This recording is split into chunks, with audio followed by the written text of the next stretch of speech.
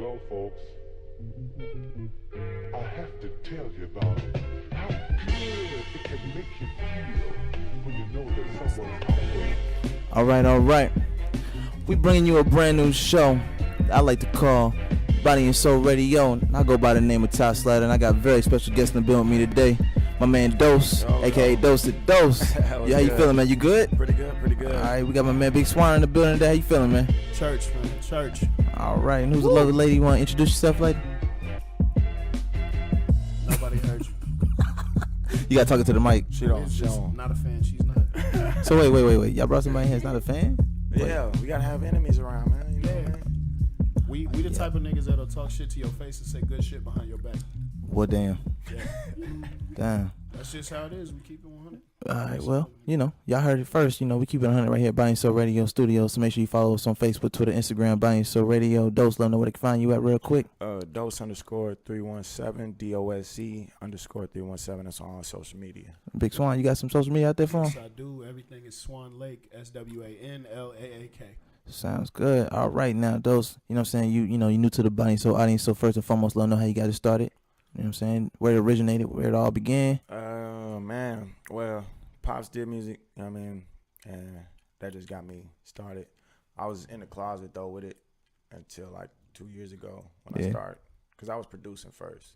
Okay. And I was going crazy with the beats, and I was like, man, I kind of got the urge to start spitting on your own shit. Yeah. So, and then I ran into these guys. Yeah, He sucks, though, but. I'm trash, bro. I don't even, Man, stop lying, bro. Bro, I don't fuck with me neither. Like, that's how real I am with myself. Like, I don't fuck with me neither. God made me ugly, so I work harder than you niggas. I'm saying that all 27. Wow. Okay, well, hey, whatever works best for you, man. If that's motivation. It is. You know what I'm saying? Free jewelry, that means so all the other people out there that feel like they're less fortunate when it comes to the looks and appearance, look, it's okay. Anything is possible. If I can do it, you can do it. Shout out to the young struggle faces 2017, man. Oh, man. So, Dose, I recently seen you perform at GPC, man, and I wanted to, let the audience know when you're performing, like, is there a specific process that you go through? Like, because there's an artist out there that probably was watching you that night that may be in the closet still working on music or it hasn't been able to perform yet. Is there any tips or advice you'd like to give out there that somebody might be looking up to you, man?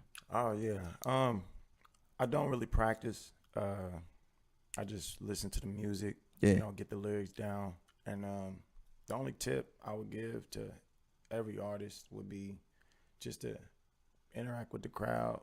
You know what I mean? Make sure you performing and not just, Break that down, because now when I say break it down, because I saw you perform and I actually seen other people perform before you and a little bit after you, and I feel like the energy in the room changed. Oh, yeah. That's the goal. That's the goal, is to bring the high energy and make people feel comfortable and uncomfortable, not bored. Right. You know what I mean? So just, you could mess with somebody, put your hand out, for a high five or something, put it away, make a joke. You know what I mean? Right. It's just the energy, man. It's just when you just up there, just, it's like. Okay. Right. We're not mainstream. We're not known yet. So it's like we got to go harder than those people when it comes to performing. That's a great point. Now, like anybody else, and I'm not definitely ask Swan about this. We are in a very saturated market. Yes. Okay. Nap is one of those cities that has a lot of people that think they can rap. Mm-hmm. A lot of people that actually can rap, but when you're surrounded by people that think they can rap, people gonna circulate and put you in that group like, oh nah, another Nap nigga trying to rap. You know what I'm saying? So, what's your take on that? Does that ever get discouraging, or does it ever get frustrating with you a little bit? Never. I would say, like, I'm not the type of person to, like, say don't follow your dreams, because right. They might suck now, but they might get better. He's like, nah. Once they suck, it's over. Some situations we like polar opposites. Like, the coolest thing about Dose is, like, he's more critical about his shit than anybody else is.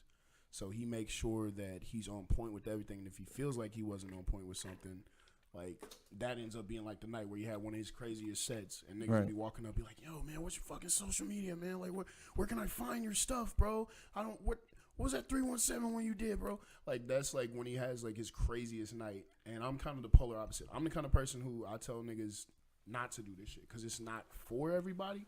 But the people that persevered through that are the ones that it's actually for, because you're gonna get a lot of no's in this industry. Right.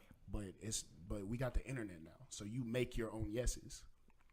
I like Free Jordan. Listen, the internet is your own yes. It is. I mean, for those that feel like, oh, well, I can't get a deal, or nobody's really giving me the time of day or give me a shot, make your own shots. Okay. You know what I'm saying? For the young kids listening, you create your own deal. Instead of trying to get 10,000 people at Clips, try to start off by getting maybe 50 people at a smaller venue and then work your way up. Because if you get 1,000 people that F with you and love you, and you can get at least 20% of those people to come out to your shows all the time, like 80% of the time, it's like a 20-80 rule. It's economic. You get 20% of the people that love your shit to fuck with you 80% of the time. Like, Flock did a show earlier in the month where you had niggas that drove like 2 hours to see him perform for like 56 minutes. Wow. Like, niggas, that's the 20-80 rule. 20% of your fan base fucks with you 80% of the time, so they're the main people buying your content. They're getting your single off of iTunes, Apple Music, Spotify. They're streaming your shit. They're buying your T-shirts, and that's where the most important shit happens. Because that's what you need is not onlookers. You need a core fan base, and that's kind of what we're working on. Like, we're breaking rules that don't exist right now. Damn. I mean, you use some vocabulary there that most people probably don't understand when it comes to this. I mean, people think because they got 1,000 followers. That doesn't mean anything. That's 1,000. People follow you for the most selfish reasons. Like, there's plenty of, like, we got, like, the chick that, like, I'm still shitty about the fact that the chick that did the Cash Me Outside shit and kind of, like, vultured off of our culture. Right. Is making $100K right now. Like, she could be a millionaire before she's 18. But wow. we don't know what her financial situation. Like, somebody who disrespects their parents has a good chance of being a millionaire because a bunch of people tuned in to that disrespect. Right. That's like the double-edged side of the internet. The right. cool thing is anybody can tap into that frequency. Not necessarily that frequency, but you can pretty much do whatever you want now. Right. So I don't know. Like, that's one of the reasons why we're stressing, like, real person-to-person interaction. Like, stressing, like, instead of putting 350 up to go do a show that's not your demographic, right. You sit back, study yourself, being like, okay, I like doing more like rock shit. Book like 3 hardcore bands and be the only rapper performing on that shit. Damn. And then you got people who, because again, we're breaking rules that don't exist. The kids that go to the hardcore shows are basically the same kids that come to the hip hop shit now. Because we're like, the internet cut down all those walls. Like, it broke down the genres. It did. Like, there really aren't any genres. Like, fucking Key just put out a Donda freestyle while he was out South by Southwest, and he labeled it alternative rock on SoundCloud. There's like a whole list of niggas that are technically rap or whatever the fuck niggas want to call it, but it's like they put a different label on it, so they tapped into a whole nother frequency of shit that they wouldn't normally tap into, but people listen to everything anyways. It makes sense. I mean, I guess if you want to expand your brand, then use a different brand label to to introduce yourself, reintroduce yourself in another genre. Yeah. Genre. Use that term loosely now. Genre. Right. So when it comes to your music, though, it's like when you first started, did you know exactly what genre you wanted to be in, or did you like kind of find your way or find a point to where you create your own genre? Because I feel like the music you perform with at that particular show that I saw you perform at is like, does he consider himself just hip hop? Is he is there? I'm still trying to figure that out myself. There's no rush on it. I just wanted to know what you thought about it as far as genres go. I wouldn't classify it as a genre because I want to master all subgenres of music. So that's the trap, the hip hop, bebop, the soul, the jazzy. You know what I mean, and even pop. Okay. If it comes, you know what I mean. I just want to be great. So I like that. So.